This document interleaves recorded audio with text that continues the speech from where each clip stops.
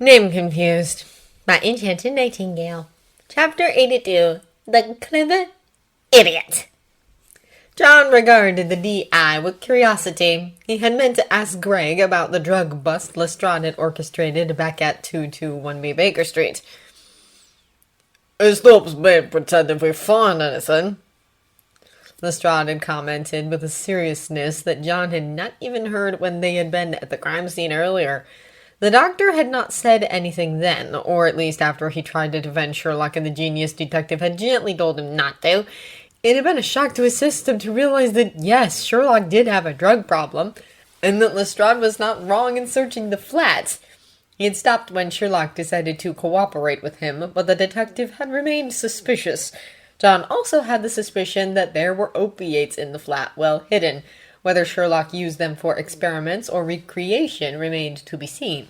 The doctor could not imagine Sherlock as a, junkie. That image was just not possible.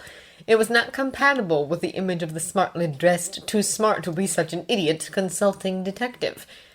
A part of him knew it was ridiculous, and another part wondered how he was so protective and so trusting of a man he had not known for even a month. I'm all late, Greg said as he slid into the seat across from him. John smiled and welcomed the detective. "No, you're right on time. I was just a bit early.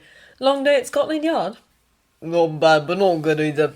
When there are no crimes, there's paperwork, Greg replied. I'm feeling an arse, but I'd rather deal with a body than with bureaucracy. John snorted. "I can relate to that. Coffee or beer?"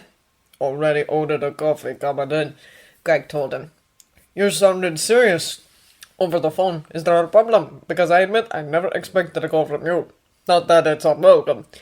"Yes, we have met so many times lately. It's nice meeting you without a coroner around," the doctor said, making the detective tickle. So? The grey-haired man prompted. You did mention in your cryptic phone call that you have questions.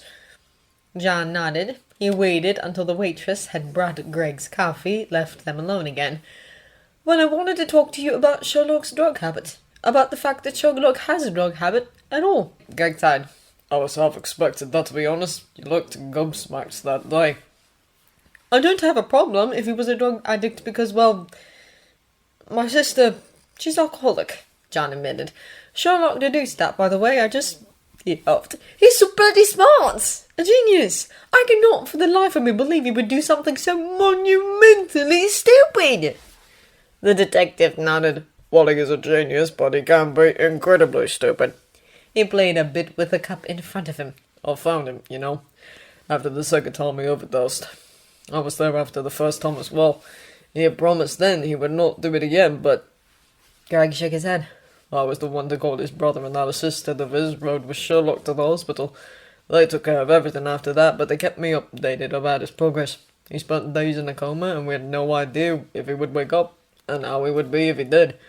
To this day, I still joke with him about remaining brain damage. He chuckled, but it was a harsh noise. Either way, I visited him after he got out of it. I knew about everything, the detox, the rehabilitation.